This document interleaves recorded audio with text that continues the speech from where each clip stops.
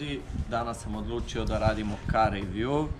Neću mnogo da vas davim, pošto mi ovo nije novi auto. Kupljen je 2018. tako da ga imam 6 godina, ali evo, iskoristio sam ovu priliku da vam snimim, da odradimo specifikacije, tamo ovamo, kako sam zadovoljan, pošto ga već dugo imam, i da podelim moje iskustvo o ovom autu i tačnije Audiju, pošto sve do sada sam imao automobile koji su Audi i veoma sam zadovoljan kako su napravljeni. Pa da krenemo. Ovo pričam sve iz glave, znači ništa nisam zapisivao sad ovo ono, nego kako idemo, tako ću da objašnjavam. Ovako. Doteranje iz Nemačke, ovo su Matrix farovi, znači imate ultra farovi, Matrix farove, kao Matrix farovi su bolji, skuplji, sad po meni i lepši. Pokazat ću vam kako svetle. Idemo dalje. Znači, on je u S-Line opremi.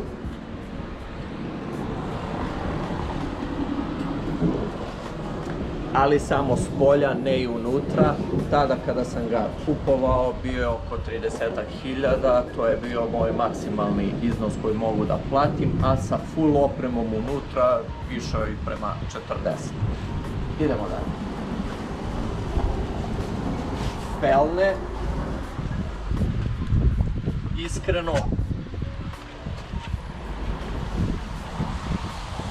Iskreno nisu loše, ima i bolje, one profi Audijeve original felne, ali dobro, mogu i ove da prođu.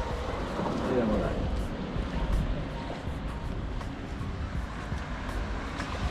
Ovde mi se sviđa što nema ono da piše A6 i to, nego je auto čist. Najviše što mi se sviđa jesu ovi auspusi, gde su veliki.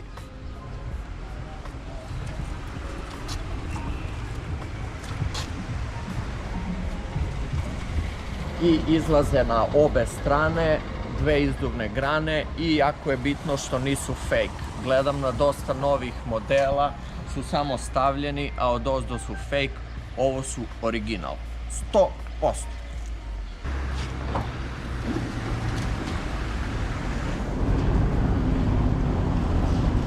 Malo je prljavo, ali bože moj, iza ovog auta stoji 2.0 motor, 190 konja, najjači u 2.0 generaciji. Veoma sam zadovoljan njim, jako vuče, nikad nisam imao problema, čak je malo i čipovana, 220 konja, razumeš, jer mi nismo cave.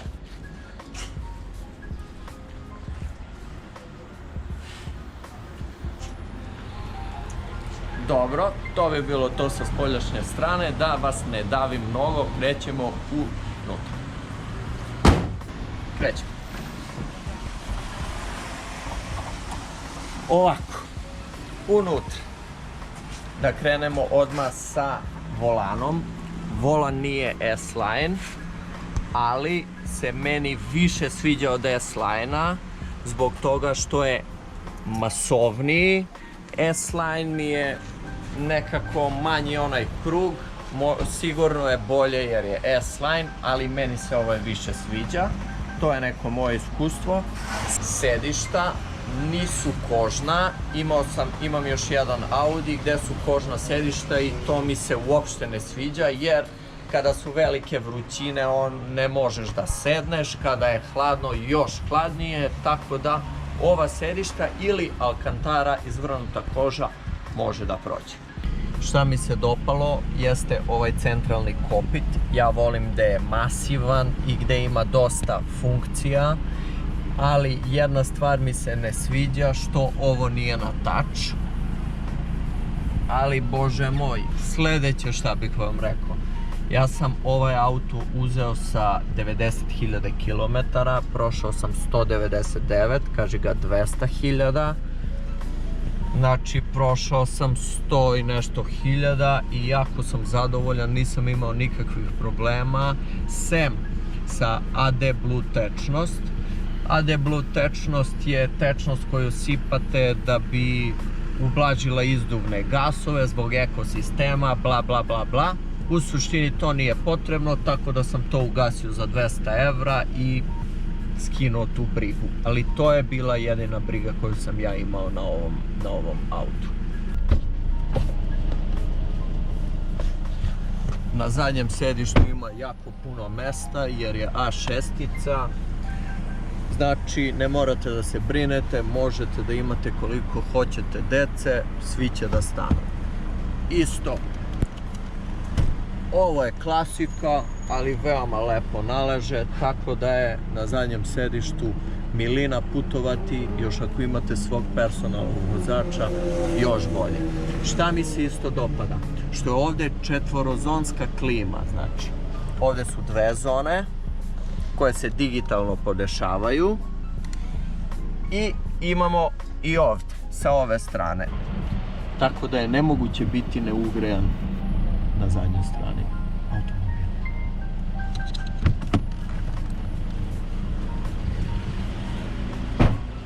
Idemo u gepek. Znači u gepek možete da spakujete 3 čoveka slobodno, ali do 1,90 m.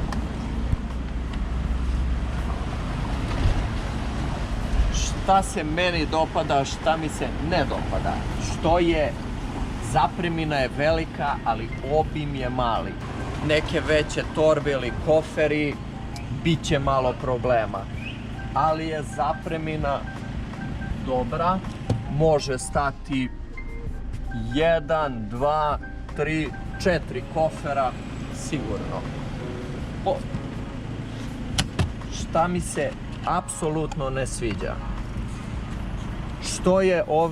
Što ovde nema mesta za pravu gumu, nego ona, to se zove ćopka. Sad ne znam da li vi to znate. I ona je samo do 50 km/h, to jest za 50 milje ili ti 80 km/h. Znači samo da vas provede do automehaničara, da zamenite. Tako da nije to dobro. Dobra stvar je što žmigavac ima tu animaciju i to mi se jako sviđa.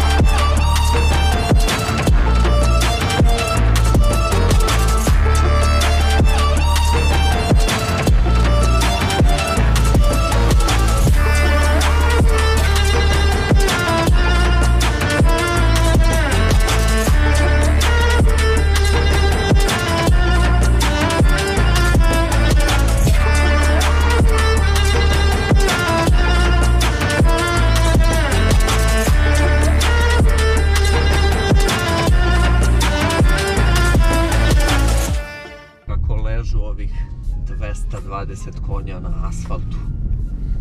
Prosto me vuku da dam gas.